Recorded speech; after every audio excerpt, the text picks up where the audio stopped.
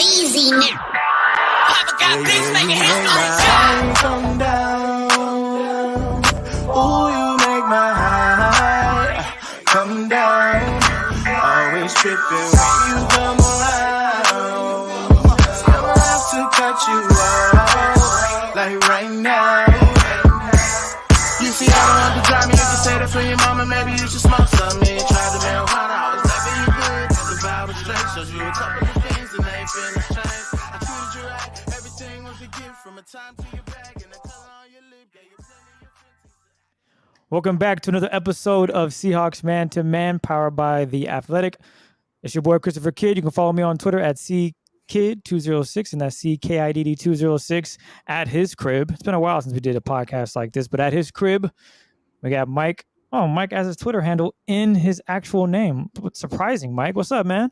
What's going on? People know where to follow me. What up to our YouTube viewers? Nice to see you. If you're on audio, remember we got the YouTube channel. Tell a friend to tell a friend. But if you're on Spotify, Apple, whatever, we love y'all too. We love everybody who's showing love to the podcast, man. Welcome back. Special midweek episode. Yes. Switching it up a little bit. If you notice, it's just the two of us. We don't have someone who covers the New Orleans Saints, Seattle's next opponent. Why is that, Mike? Just peel back the curtain a little bit on the editorial decision that we made. We just feel like, and you guys can correct us if we're wrong here, but because the Seahawks, there's so much going wrong with the Seahawks these days. You know, they're 2-4. They don't have Russ. They're banged up. You guys all hate Jamal Adams. We just felt like it was better to kind of double up on the Seahawks and emphasize them as opposed to having, I think her name is Catherine. I don't know how to pronounce her last name, but our Saints writer for The Athletic, or Larry Holder, who also covers the Saints for The Athletic. We just decided to focus on the Seahawks a little bit more because you guys have all these great questions and there's so many things surrounding the Seahawks. And let's be honest, Chris, if they lose this game, the season's over. Yeah, we briefly talked about that. This is a big game. The Seahawks have to find a way to win no matter what.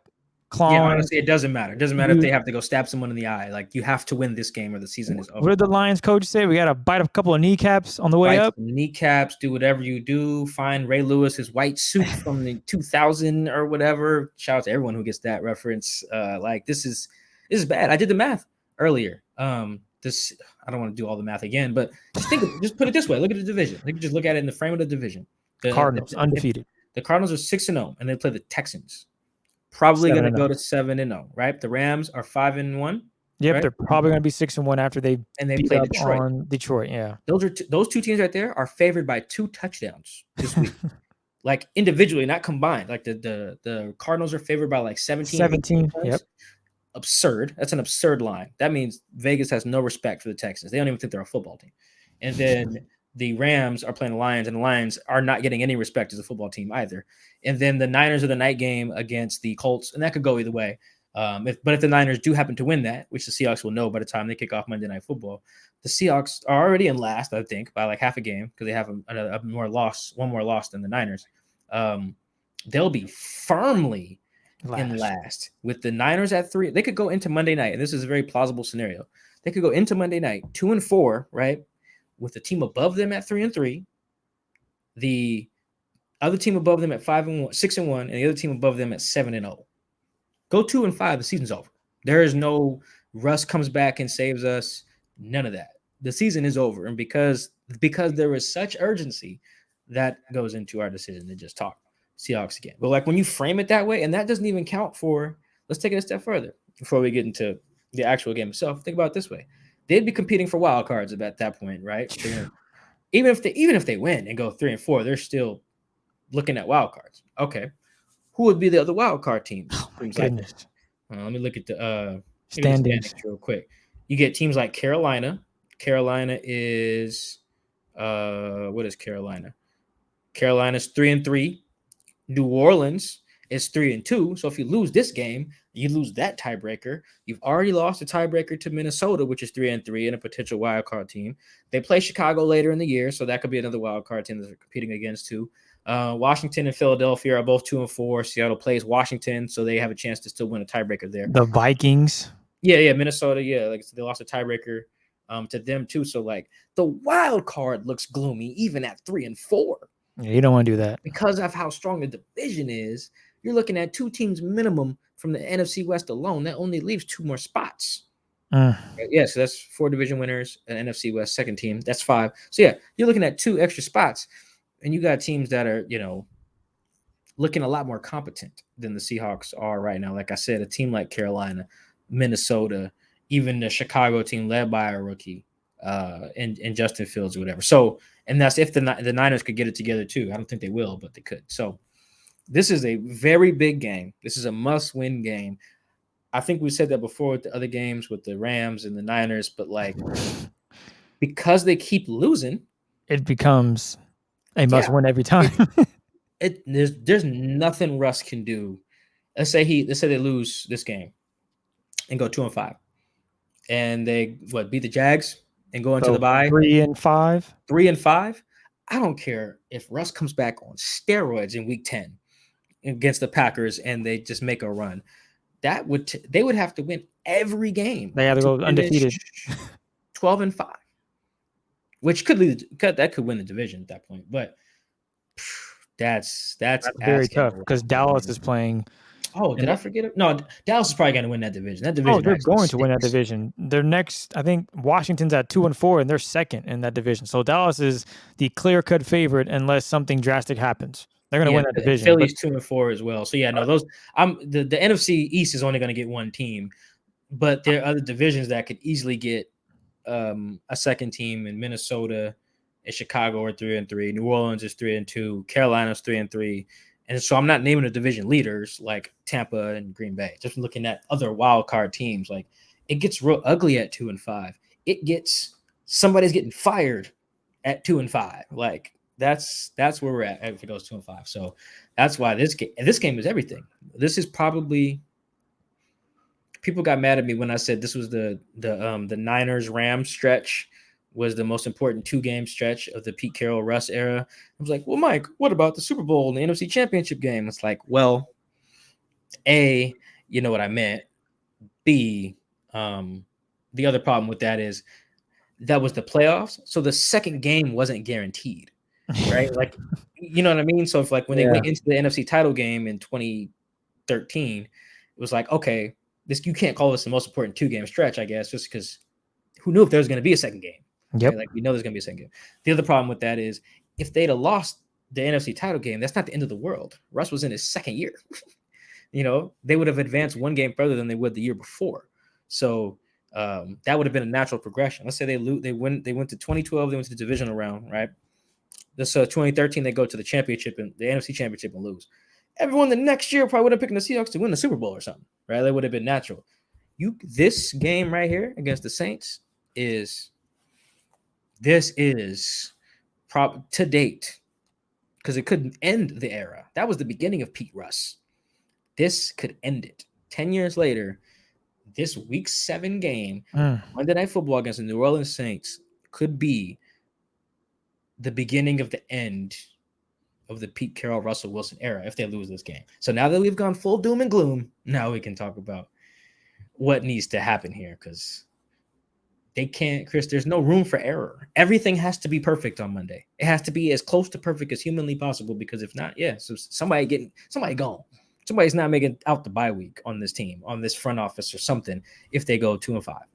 And the offense is going to be on the spotlight. They got to play their best football this season. And they don't have number 3. They don't have Russell Wilson. They're now looking at Geno to be their savior.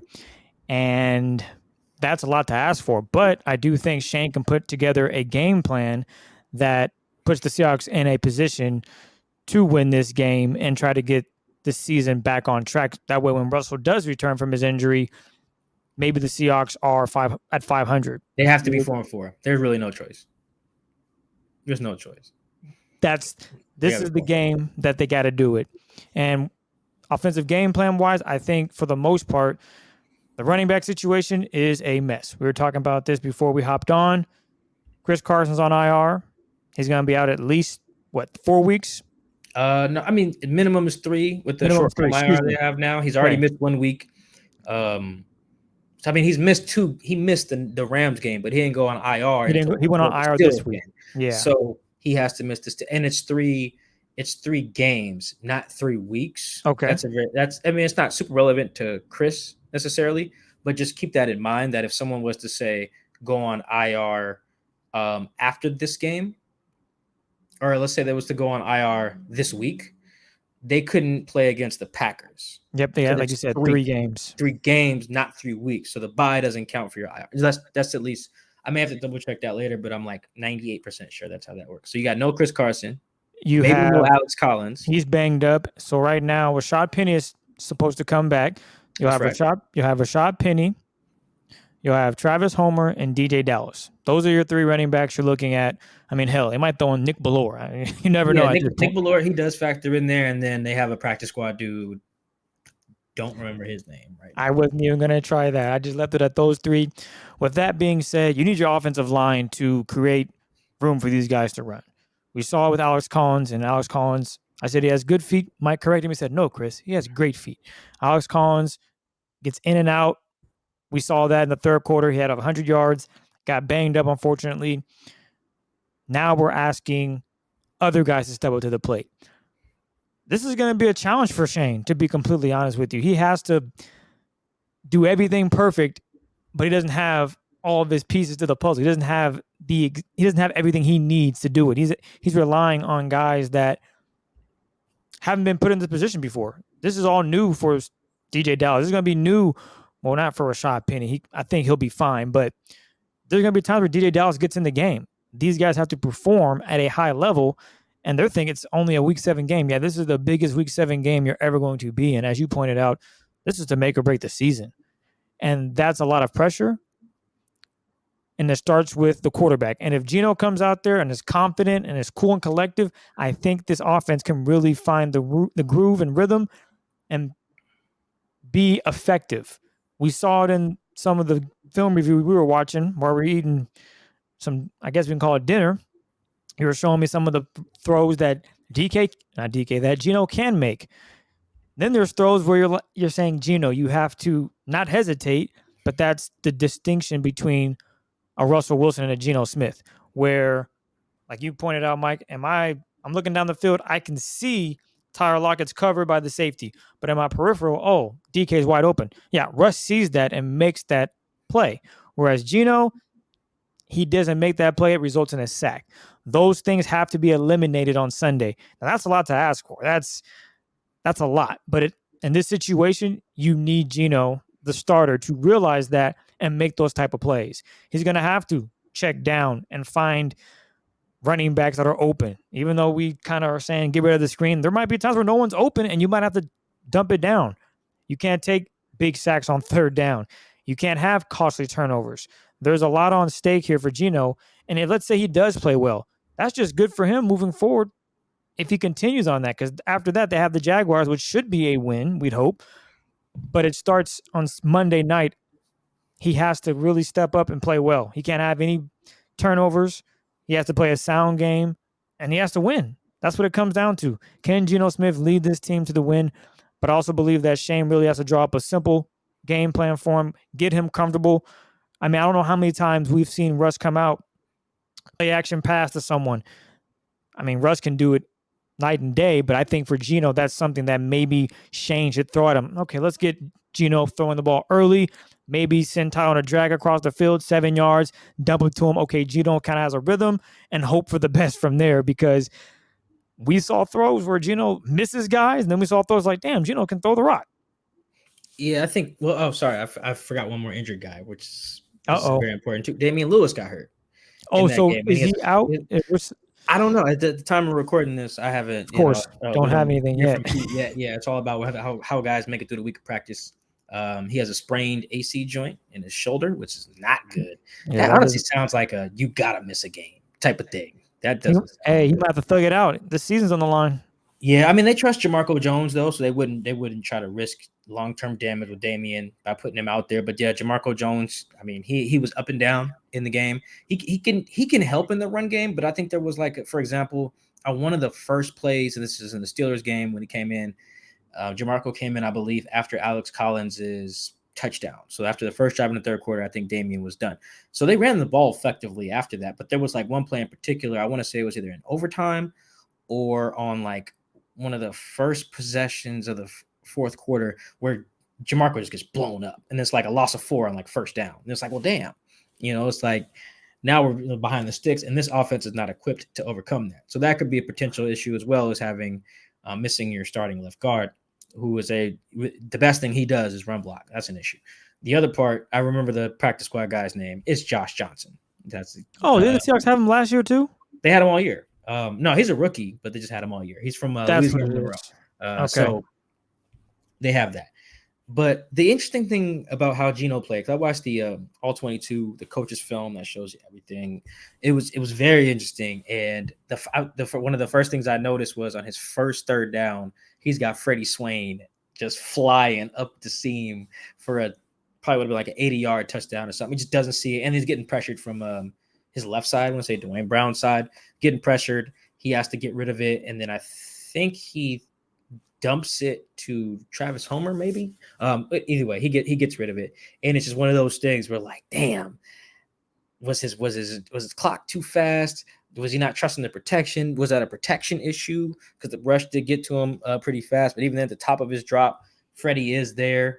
The problem is, so what we like to do now that all 22 is available, and I think this is a little unfair to quarterbacks in particular, is we can freeze frame it right at the top of his drop, and we don't factor in how a progression actually works. Like when you get to the top of your drop, read 1, maybe that's DK.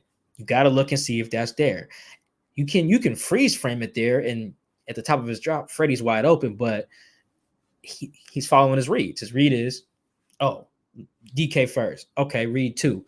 Freddie, damn, now I'm getting sacked, right? So we have to factor in progressions too. Like Freddie's very rarely, I'm sure, the first read on any play that involves throwing further than the sticks. For the most part, Freddie's a secondary, third read type of receiver in this offense, which makes sense because it has DK Metcalf and Tyler Lockett. So like Geno had some moments like that I thought, like, okay, once he sees that on film, there's a lot of potential for him to fix that particular thing. He had some other ones there where it was weird when he chose to let it rip. He had a couple of them where like he had some out routes that he threw that were like really risky throws. And then he threw that ball to Tyler Lockett in overtime on like his second throw, gets it over Devin Bush right in front of the safety. And it's like, you threw that? It's like 3 other times you could have thrown some very similar risky passes that probably would have got there. So I think that when you look at like, how's a guy going to look in his first start? Where's he going to make mistakes? And where's he going to be good, bad? That in particular was like choosing when to let that thing rip, choosing when to be, when to protect the ball a little bit more. That is where I think if you're looking like, okay, where can Geno improve? Because I think that was largely a Geno game. Like what you're going to get from Geno. He was 23 of 32, 209 yards, a touchdown, a passer rating just under 100. Pretty good yards per attempt, I believe. So like not great, but like a Geno Smith type of game. They need better than that. And you say, well, Mike, what does better look like? I think it is letting it rip in certain situations in a calculated way, which is pretty much saying be Russ. Because what Russ does, it is hard. Because what Russ really excels in is a particular stat, completion percentage over expectation. If you see me write it or someone else write it, shout out to the homie Ben Baldwin, you might see them write it as CPOE. And that measures like where the quarterback is, how far the receiver is from the quarterback, the nearest defender. Like it's like takes completion probability and says this throw is hard as hell, right? Like it's probably completed about 69% of the time. And if you completed an improbable pass. I'm explaining this very poorly, but like Tyler Lockett and Russ are the best at it. They throw balls to like Tyler catches balls from Russ that are like completely improbable. Like the chances of catching those based on where the defender is, how long it's in the air. Like think about that one he caught over Bradley McDougald in week 2. The ball hangs like 50 yards in the air. It's like one of the more hardest completions based on where the receiver is, blah, blah, blah. Russ really excels in that. He's really high in that because he makes a lot of tight window throws every week and it completes them at a high rate. Unfortunately, until we see them scheme up better options in this offense, that's what Geno's going to have to do. because that was the other thing. I didn't see a ton of easy throws naturally schemed up for Geno. And I think that's where my early criticism of Shane is that's where I'm at. How many weeks are we in? 6? 6 going on 7. Yeah.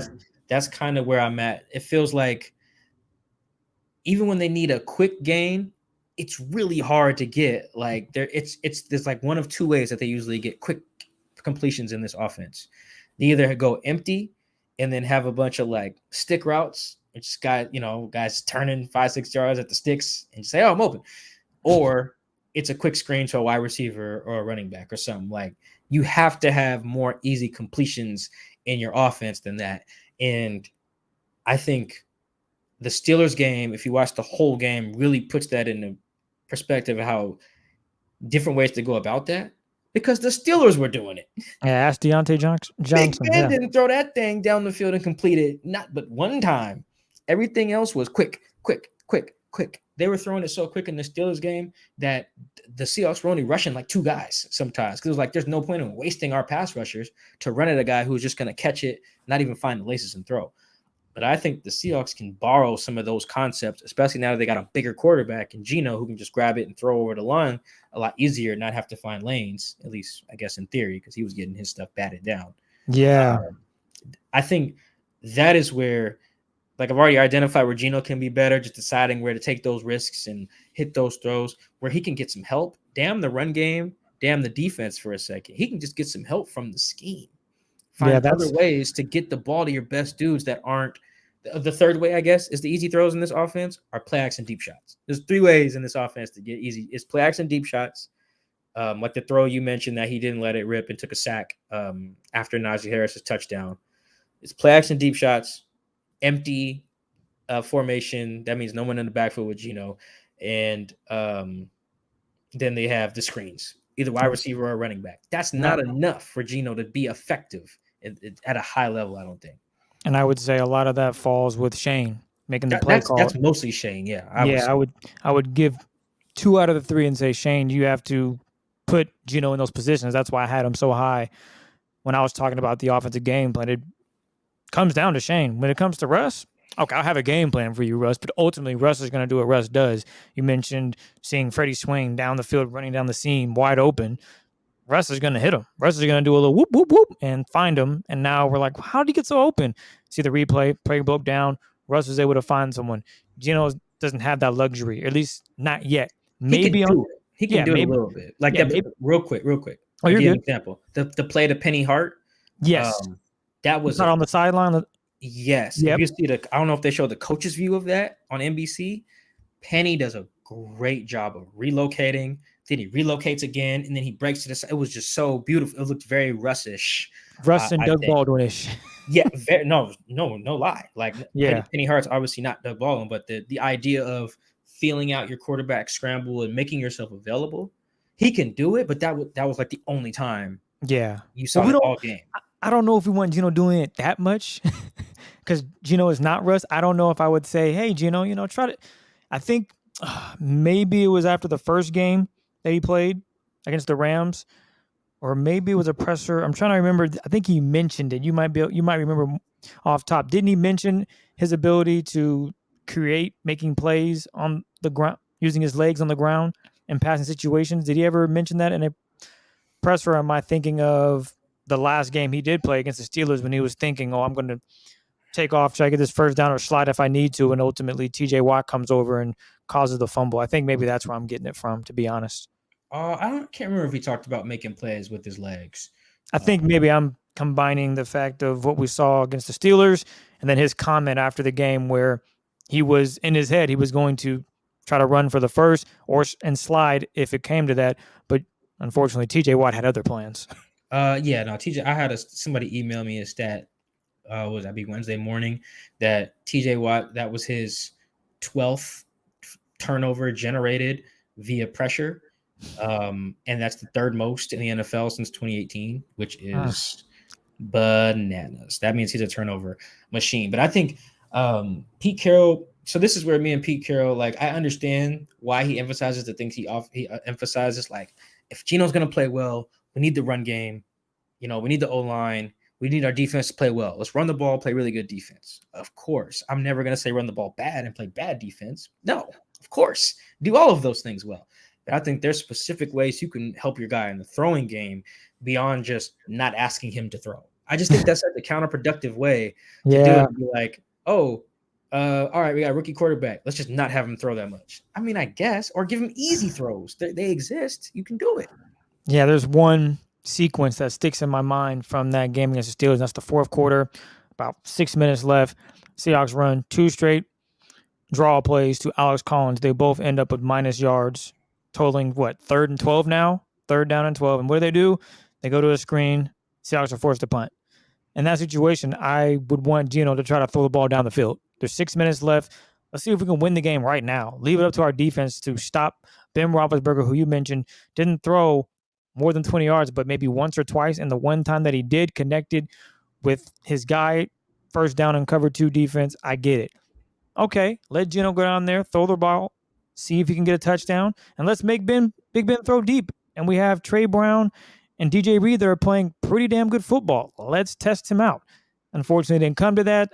That's the situation I don't want to see on Monday night. I don't want to see, if it's a tight game, oh, we're just going to run the ball here. Well, no. Let's see if Geno can lead this team down to a victory. He said, it's on me. I got to play better. Now is a chance on Monday night, and I thought on Sunday night, to allow him to do that. He did get a chance at the end of the game. Ultimately, it didn't go his way, but I thought that pivotal point in the fourth quarter with about 6 minutes left, I didn't like that offensive game plan at all, where they ran it twice and then try to run a screenplay, just, in my opinion, giving up and saying, well, we lost 2 yards here. It's 3rd and 12. Let's just try a screen and see what we can get with it. Yeah, I hate the screen game as like I mean, every team does it. I just think there are other ways to get easy. I mean, there's other. So one of the things that's really frustrating me about this like, put it this way. And I think we talked about this a little bit after the game in a different context, but it's the same discussion. Imagine having Geno Smith in this offense, right? And you say, let's make it really easy on him by giving it to Alex Collins a bunch. That just don't sit right with me. That don't. Like, I watched that third down, the first drive in the third quarter, and they are running it down their throats. The only throw was a little quick, easy joint to DK Metcalf. He makes a corner miss, 9 yards. That's Tyler Lockett and DK can make it easier on your quarterback. It doesn't have to be just hand it off. He's not a child. He can throw the ball. Like, he can let it spin. But I think that goes to the faith in him. Like you said, they just didn't have it. Or like they're implying they didn't have. I don't get it. You're trying to win the game, like you said. You gotta if you don't have faith in them, why are you putting them out there? That's my thing. That's why that's where I'm kind of at with backup quarterbacks. Yeah. You should always be looking for a backup quarterback, like every team, literally. If the current guy you have, you don't have faith in to throw. If your thing is just, well, shoot, if we gotta play blank, let's just run it a lot and play good D. Okay, no, go get a different quarterback then. Now, I know, Mike, there aren't 64 good quarterbacks. I know. You should still be trying. Dump resources into the position until you luck in to your guy. Because if you have that guy, it saves you. Like, look at the Saints. They traded for Teddy Bridgewater. Look at the Eagles going to get a Nick Foles. Like, you can – there's ways to invest in the position, I think. And you got to get a little lucky sometimes, but – to have a guy on your bench that think in your mindset is, all right, if he has to go, let's make sure we're running it really well and playing good defense. No, man, it's quarterback. Get a guy who can throw.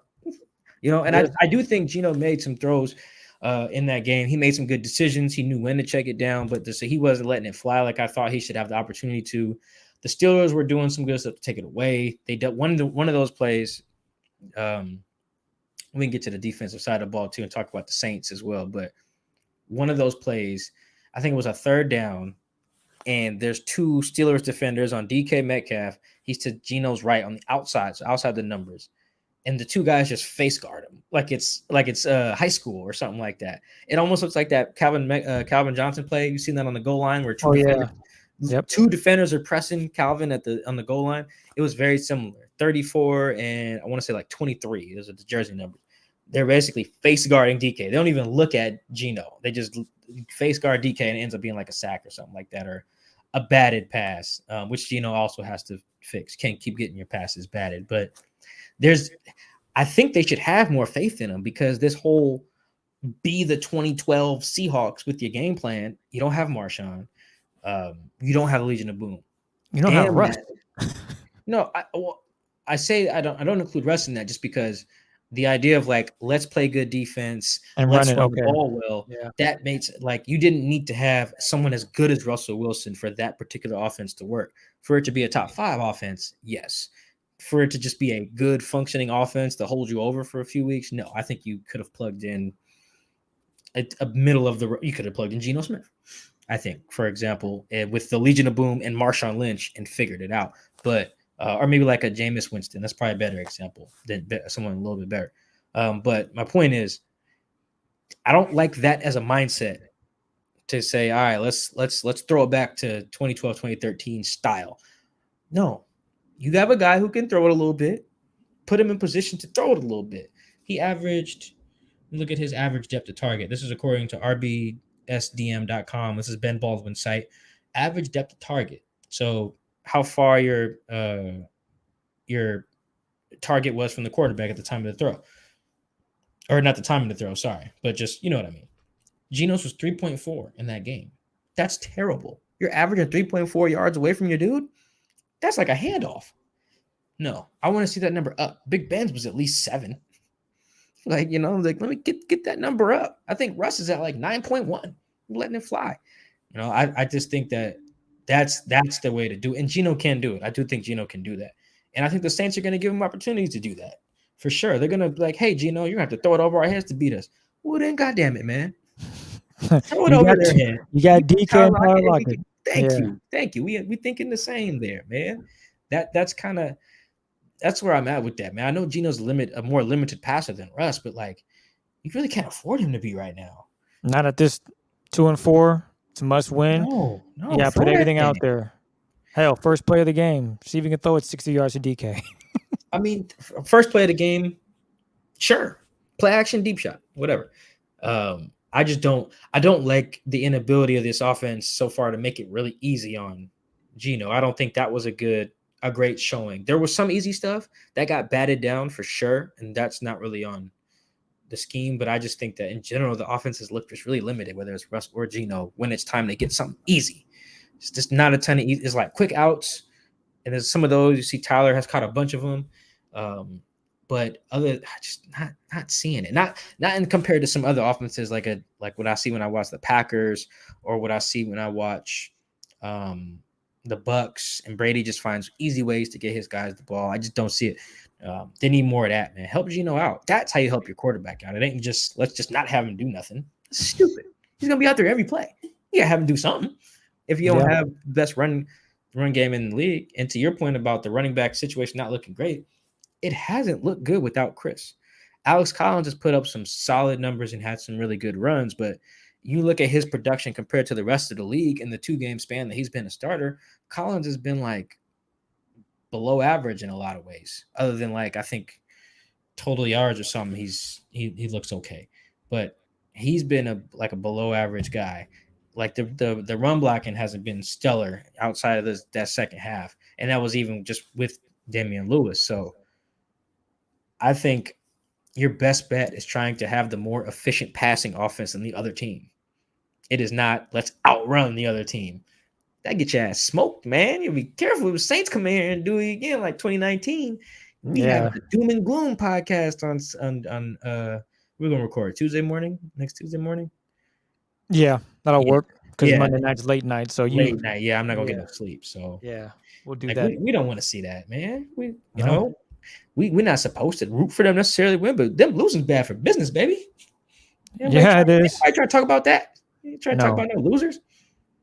Let's look at the defensive side because I think defensively they showed a lot on Sunday night against the Steelers, but now the question is, can they build off that? Can they grow from that? We saw Trey Brown for the first time, who the Seahawks drafted in the 4th round. He played good football. We saw DJ Reed. He played good. He played really well. I thought DJ played. Jamal Adams, he was back in the box trying to get after the quarterback. getting after the running back. He had a few opportunities to make plays, came up short. But as we talked about, he was actually in position. Kudos to him. Yeah, Because he had some really good plays, but he was certainly in the position that the play calls for him to be in, which is very good. It's perfect. Now they're going to be asked to do that again. The Saints, Kamara they give the ball to Kamara quite a bit. All right. And what we saw against I'm not comparing Derrick Henry to Kamara, but Kamara's going to get the ball. He's going to get his carries. He's going to get his touches. It's important for the Seahawks to fill their gaps, stay in their assignments, wrap up. Because if Kamara can get loose, it's going to be a problem, a big problem. And we mentioned what Jameis can do. Jameis can throw it downfield. He is very capable. He can also throw you interceptions. But the Seahawks, very capable in that regard too.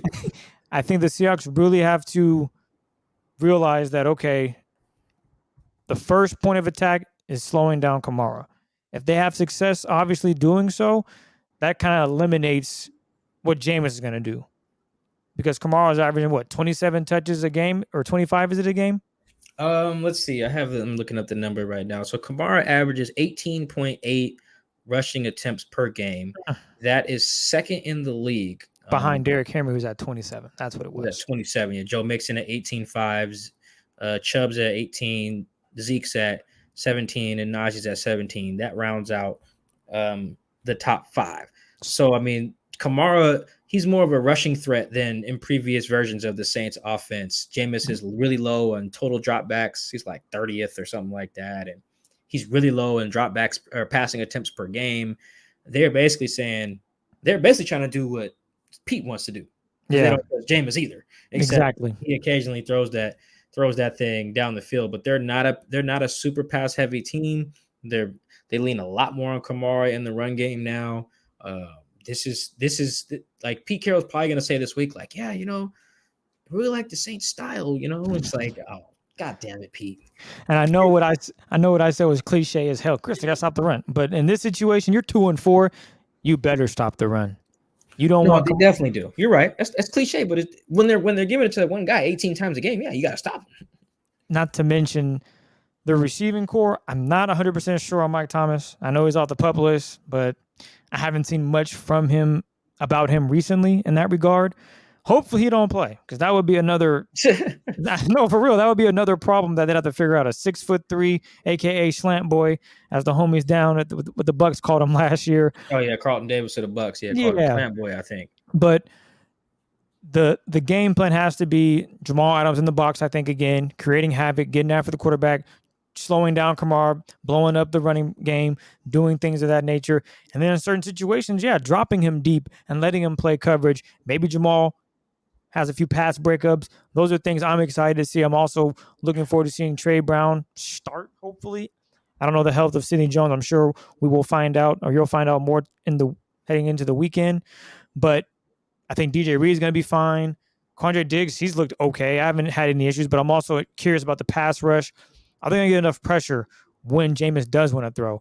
Darrell Taylor sounds like he is okay. Don't know if he's going to be playing on Sunday. I would bank on maybe him not playing, and maybe other guys are going to have to step up. Hyder, Benson Mayowa. We see production from them. Puna's been pretty outstanding. Al Woods has been doing his thing. This game comes down to, can the Seahawks get pressure on Jameis Winston, and can they also just prevent Kamara from going crazy on him? Because if he ends up going for 100-plus yards on 20 carries, and now Jameis is play action, throwing the ball around, this could be the end of the season on a Monday night. And to your point, doom and gloom Tuesday podcast. They have to play perfect offensively, and they have to play perfectly defensively. And the coach has got to put them in the right position. There can be a situation where it's the game plan is you're in base defense. You go out there and the offense is empty, meaning everybody's lined up to go for a pass, and now you have Benson Mayowa on Alvin Kamara. That should be a timeout. You got to fix that immediately. That shouldn't happen. You got to put your best players in position to make plays. And on Monday night, we're going to see how the Seahawks have planned for this. I think the other thing is this game is probably not going to be good for like people who want to see more Ryan Neal. I could see that not being Oh the yeah, I thing. don't. Just I because this forgot to team, mention that. Yeah. just because, well, here's the thing about Ryan Neal. It's just that he comes in and there's a lot of sub packages when they know the other team's going to throw. Basically, there's not, they don't think Ryan Neal is just like another linebacker, right? So they're pulling Jordan Brooks off the field. But with a team like the Saints, their offense isn't even that great. I think it's like middle of the pack in expected points added per play. So not super efficient. They're like 19th or something like that. It's a little below average. Jameis has been Kamara has been really well, but overall the team doesn't even really run the ball that efficiently either. Super below average in EPA on the ground. Actually, yeah, they're 23rd according to the homie Ben Baldwin's site. So not super great. So this is one of the, you said discipline's going to be the key. Discipline's going to be the key more than anything. But I don't think it's a game where it's like, let's Mike, can we put Ryan Neal on the field more? I was like, I don't know if that's the move here. Because like if they're going to run it on you, I think actually Jordan Brooks is the play. Yeah, I do he think just he's has the to play. cover his assignment, like you said. Guys got to know where they're at. Supposed to be fill the gap assignments and make plays in the football. If they put Ryan Neal in, I don't know if Ryan Neal is. I mean, he could stop the run. He's just not a linebacker. He's That's a big small. difference, I mean, man. he's heavy. Linebacker, yeah, that's a huge difference, man. But go ahead. Yeah, I mean, he's almost like I would just call him a DB. I wouldn't even call Ryan a safety necessarily because he plays so close to the line of scrimmage when he's in. He's almost like another version of Jamal. It just doesn't rush the passer. But I mean, like normal, this would be a big Jamal game. Jamal's actually been good against the run, I think. Like the homie Sam Gold said a couple weeks ago, he doesn't use his hands as much, tackling a lot of shoulder stuff, as you've seen on Sunday. He just laid Najee Harris out all shoulder. Yep. No wrap up, which you can do that. That's fine, but you can't do that every time. You're either going to lose your shoulder or miss a lot of tackles. So I think that this is more of like this might be an old school game. Both coaches going in there thinking the less we ask our quarterback to do, the greater chance we have of winning the game. And it really might come down to which quarterback or which running back fumbles the rock or turns it over, because I don't imagine there being a ton of them in that game. I think it might rain, but I don't see that being like a super big issue.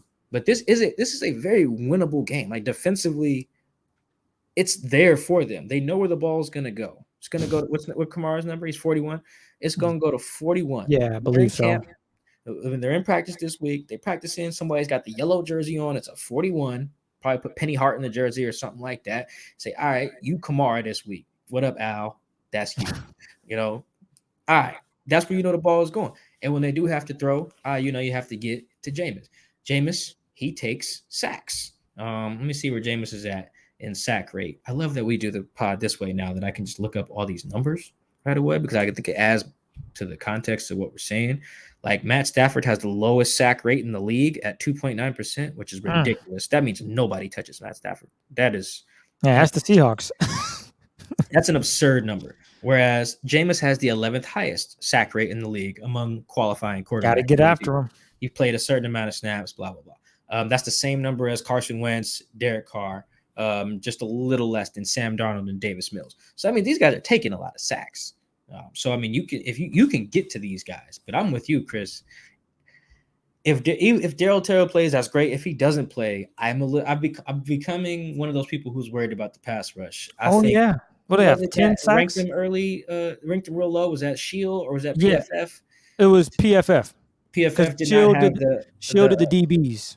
Right. Okay. PFF just didn't have Seattle's D line very high. I'm like 27, something like that. Or yeah, one of the two. One of the two. Something very low, and I thought that was unfair. Disrespectful, Mike. Did we get that wrong?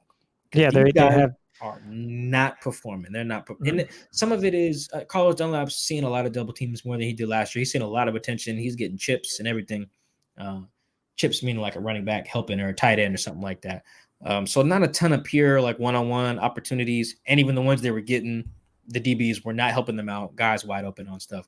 But even in the times where guys are holding the ball, like I know Pete Carroll says that Big Ben, the way he plays the game, he doesn't even let you get a chance to rush him. That's true. He was letting it fly very quick.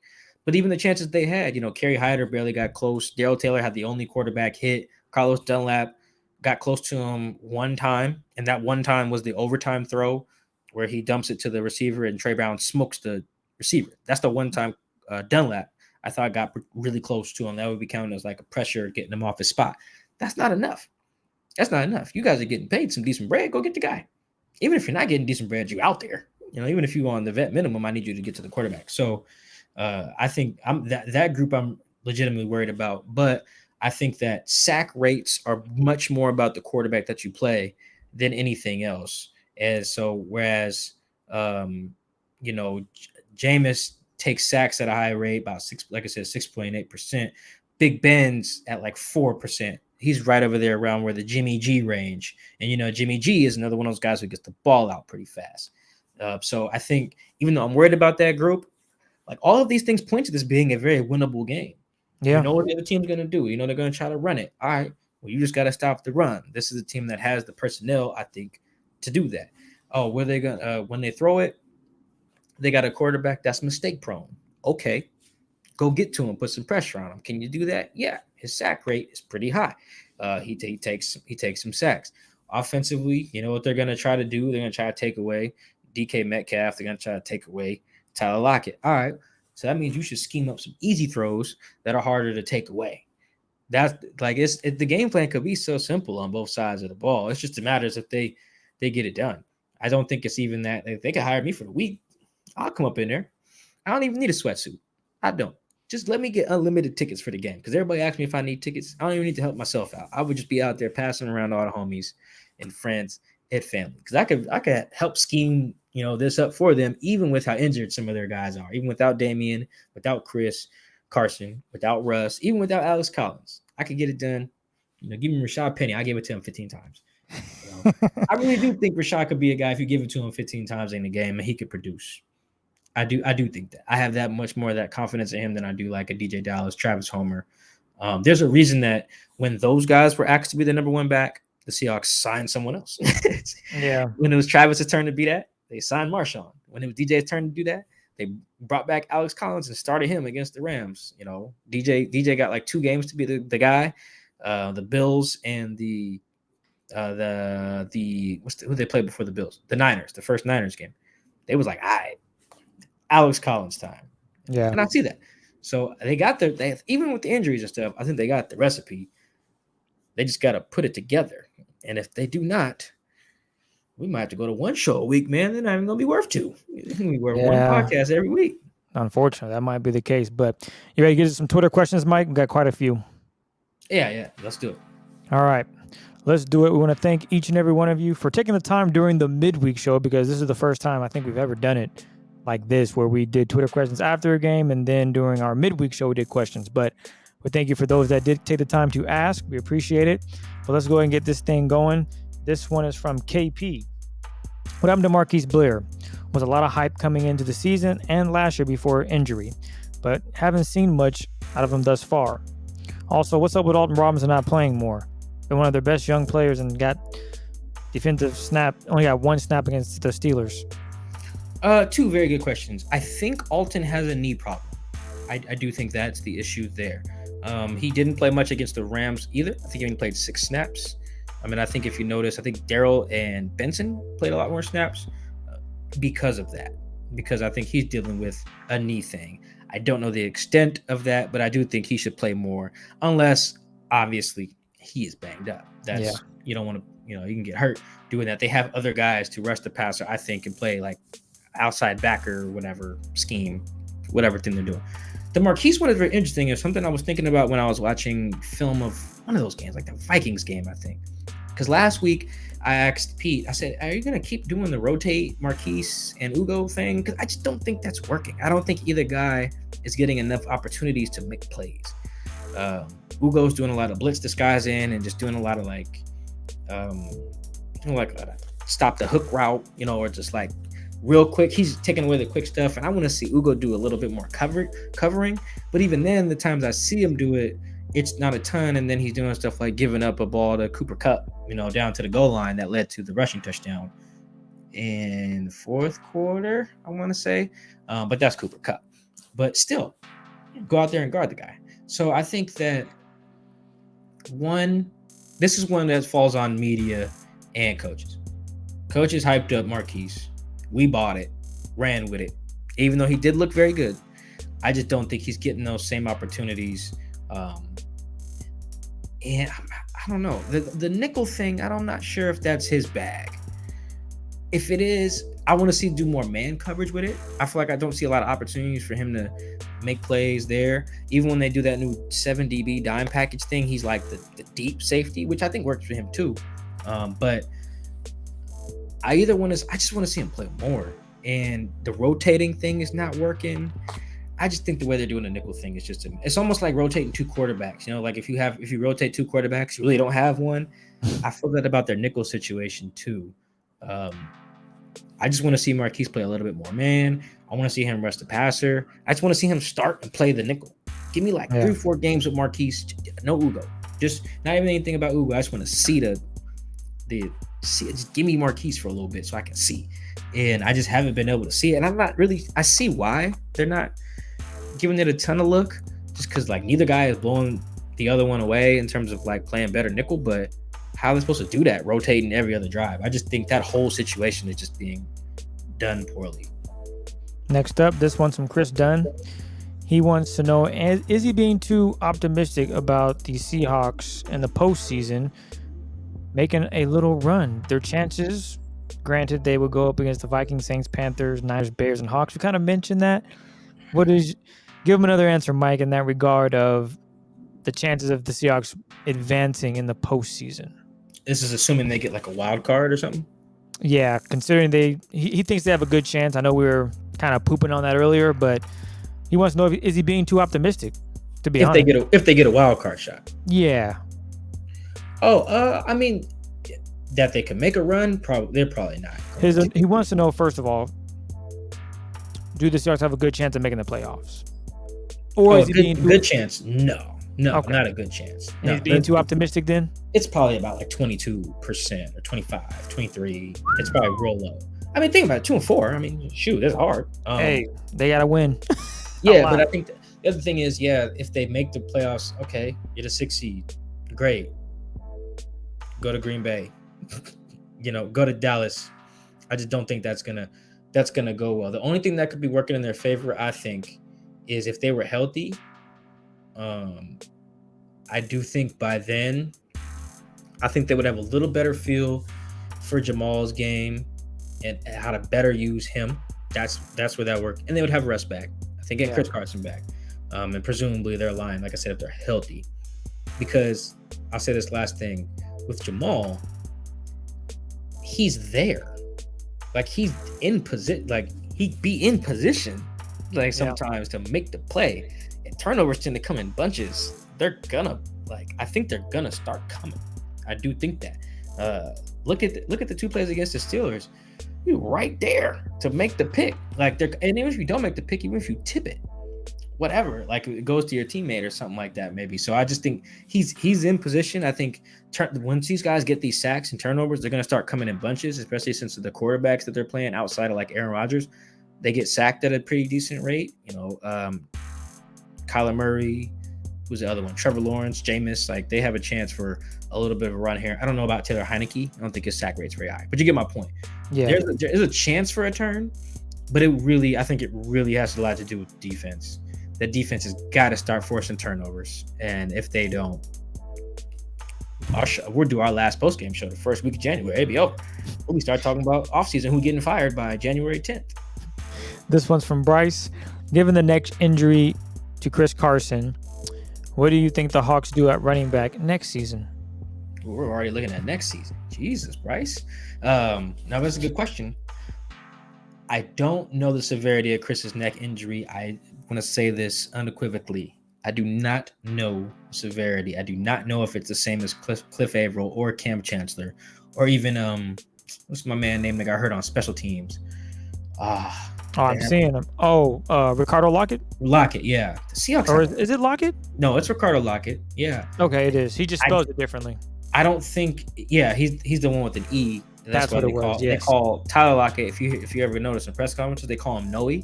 Yeah, I remember that. Sounds like it's no E because he's a Lockett without the E. It's a very stupid nickname. But Carl's not there anymore. Yeah, if they still call him Noe, even though Lockett's hurt. Anyway, I don't know the severity of it. I think that just means that they're going to draft a running back probably draft one really high.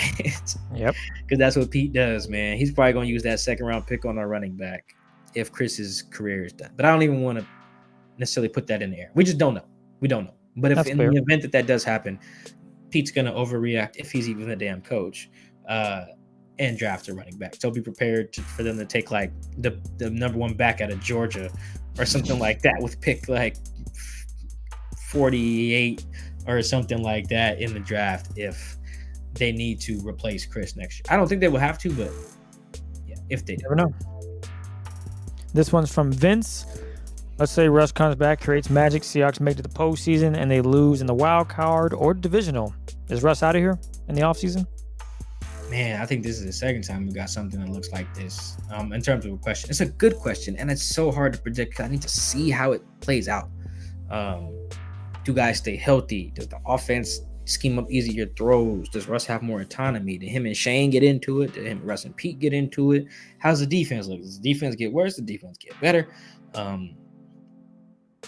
I would suspect, though, that if Russ comes back playing well and it looks like the reason the season ends prematurely is because of people that aren't named Russ, then yeah, I think he's out of here.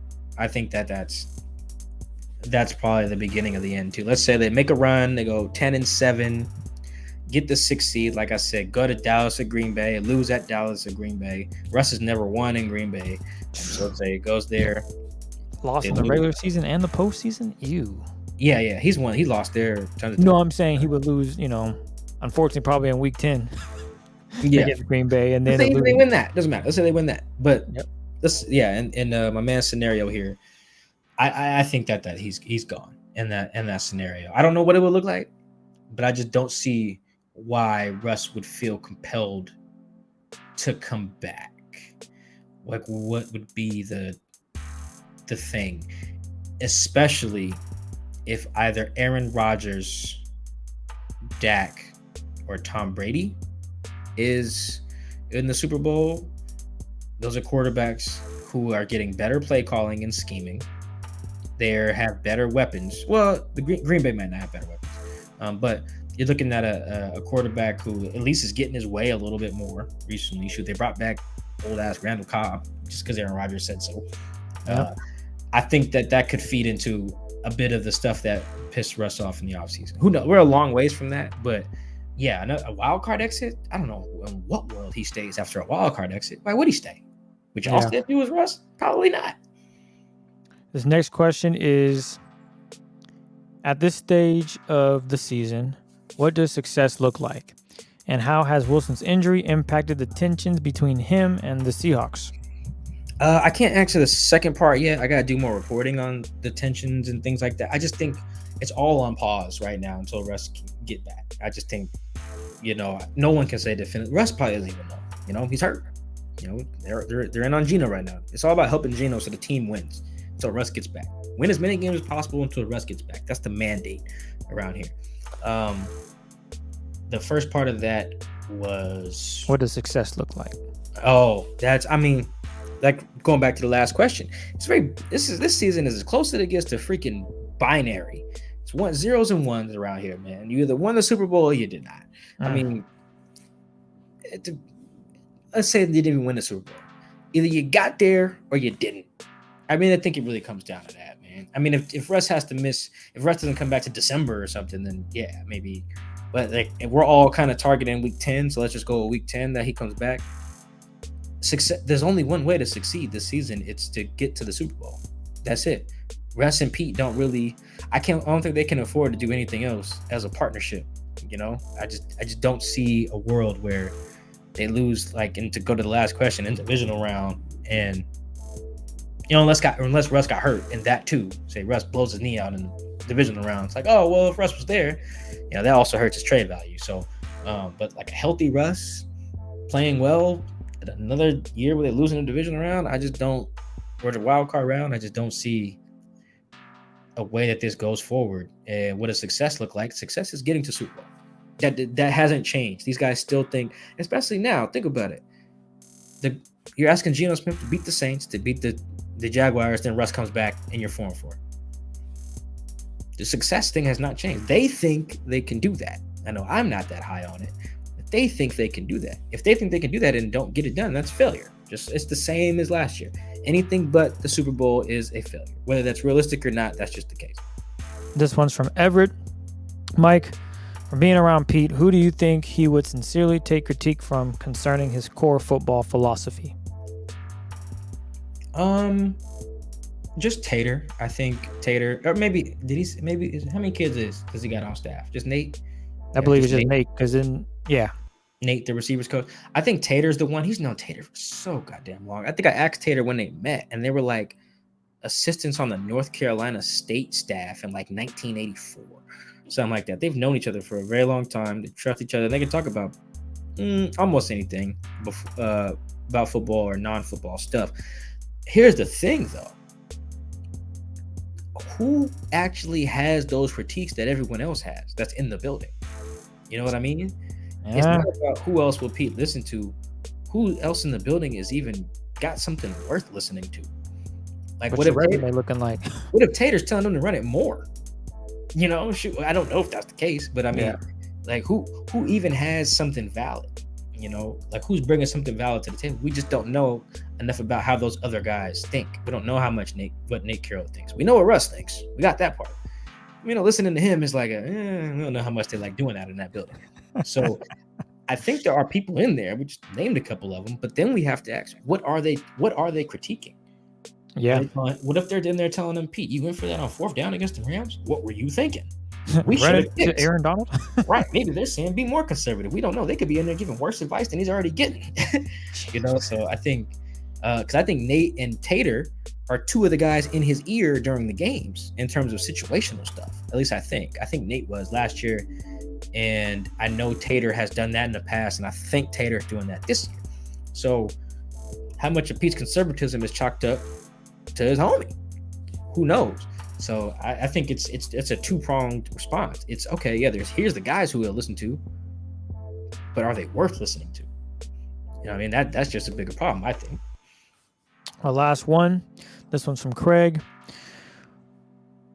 He wants to hear your thoughts on Saleh's quote about Seattle's defense. Robert gave a great answer explaining the league-wide shift away from Seattle's cover 3 defensive system, and he credits Kyle Shanahan cracking it in 2015-16 when he was the Falcons' offensive coordinator and practiced against Dan Quinn's defense. So I'm not going to read the whole quote from Robert Saleh. It's very good though. I would summarize it like this. Robert Saleh, essentially, when he was asked about, you know, teams going away from cover 3, it's actually very similar to something Bobby Wagner said, I think in his last press conference, pregame, not a postgame one. He basically said, look, when we ran cover 3, because we were better than everybody. We had me. He didn't list everybody, but he was like, we had me, Cam, Sherm, Earl, KJ, a pass rush. We just ran cover 3. You couldn't beat us with whatever you ran because we were better. Didn't really matter. They could have been running cover 4, 1, 0. Doesn't matter. They were better than the other team. So but what happened was, not only the other teams just get better, that's how the league works. They design things to beat cover 3. There are ways to beat every coverage. You know, that's just kind of how it works. And they figured it out. And I think and then Bobby even mentioned that in his press conference. He was like, well, then we adjusted. You know, now we just can't run a bunch of cover 3. So I think Robert Saleh, his quote was essentially saying a lot of the same stuff Bobby said, which was you have to adjust. You know, Kyle Shanahan came in there with Dan Quinn. And they was like, well, here, let's just run some cover 3 beaters. Here we go. Let's just overload this side and boom, boom, boom, boom, boom. Figured the thing out. Other teams have then copied that. Right? And so what do you have to do? Adjust. These guys don't just run a bunch of cover 3 as much anymore. They do a lot of 2 high looks. They run quarters, you know, cover 4 stuff. A lot of teams are running cover 2.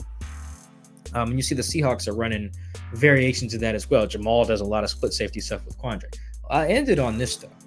Bobby made the point that I have started to learn as well, just kind of researching how football has gone over the years, talking to someone like Mike Sando. Shout out to Sando, who's covered the league for decades. The league is cyclical. I use that word right? Cyclical? Yes. So it means it goes in cycles.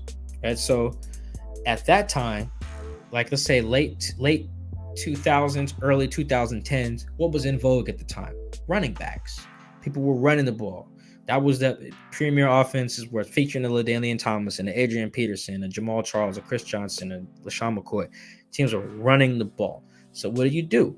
Load up the box, right? 8-man box. Let's get ugly. Everybody's in the ice bath after the game. Okay, now where's it going?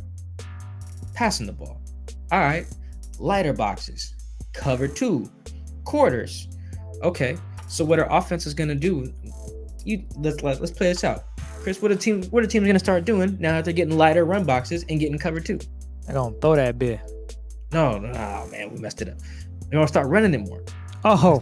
Against cover 2, you getting 2 safeties. You got 2 safeties up high. You got to run it. Yes, teams are going to start running it more. And then you're just going to start seeing it slowly. Running backs are going to start getting drafted higher. Offensive guards are going to start getting drafted higher. You're going to see more schemes tailored to quarterbacks that can beat that too, like guys who can also run, more Trey Lance types than Mac Jones types getting drafted at the quarterback position, so teams could run the ball and run teams out of cover 2. And then when cover 2 is less in vogue, what are teams going to be back to doing? Running cover 3 to stop the run. Now maybe this doesn't happen until 2031, but I just think that's the cycle. Like look how long it took for cover 2 to be like the predominant defense. It probably took like a decade. Maybe it takes another decade or something like that for teams to catch up. So I do think it's cyclical in that way, and I do think that's a dilemma for a lot of defensive coaches right now, whether the coordinator or the head coach is. How do we stick to what we do philosophically, but also adjust to how offenses are trying to attack us? And I think Seattle's kind of stuck in the middle because you have to draft according to that too. You can't just draft to your philosophy but run something else. It's freaking stupid, right? You got to draft to your philosophy and run the stuff that works for the guys you got. So I do think that's why I'm going so long on this question. I do think that's relevant to Seattle because I do think they're stuck in the middle. They like to run a certain type of defense philosophically that isn't built to stop what most teams are doing. Teams are throwing it all over the yard. You run a cover 3, putting 8 in the box. You invite them to throw it. So it's a very relevant question to Seattle. Who asked that? This was Craig. Shout out to Craig. It's a very good philosophical big picture question for us to end on, because that dilemma, I think, figuring that out, if Pete does stay around for multiple years, he'll have to really commit to trying to answer that question. How do I still be Pete Carroll and run a Pete Carroll defense while adjusting to how offenses are being in this league? He's doing a little bit of it, and they are doing it, but you can tell they're very much in transition until they get to the point they want to be at. I don't know if they can be an elite defense again until they really figure out that the answer to that question, that philosophical question. Ooh, that was really deep. Sometimes you gotta get deep on Seahawks man to man. But we want to thank everyone for asking Twitter questions. We know we caught you randomly midweek. People are like, what? Twitter questions? What are you guys doing? But we appreciate all the love and support. We will be back Tuesday morning, hopefully with good news and an exciting episode for you. I mean, regardless, it's going to be exciting because that's what we do. But let's hope the Seahawks get the dub here. That would be nice. Yeah, I mean, that changes my whole job this year. All the feature stories I have planned and everything, if they go 2-5, nobody want to read about that stuff. They want to read about who's getting fired, who's out. Yeah, nobody want to do no interviews. It's like, all right, who's to blame, Mike? Who's getting fired? What's wrong with this? And I have to answer those questions. Nobody wants to read the fun stuff. So, yeah, we're not supposed to root for the whatever. But, nah, man, they got it. Them losing is bad for business, and we root for good business. Yeah, regardless of how much you love the pod and the YouTube show. So we appreciate all the love and support. We're almost to 1,000, so make sure you keep subscribing. Yeah, we're at 835. Run it up, y'all. Run it up. It's probably climbed up. But with our special guest coming soon, I am willing to bet we're going to crush it. So, oh, yeah, that'll be true. Let's get some, guests. But my goal is let's get it before there. We got 2 weeks, man. 2.5 weeks. You guys keep supporting and showing it off and showing people, hey, check out Man to Man. We appreciate the love and support. Mike, is there anything you want to add before we get out of here? See you guys next week. All right, we out.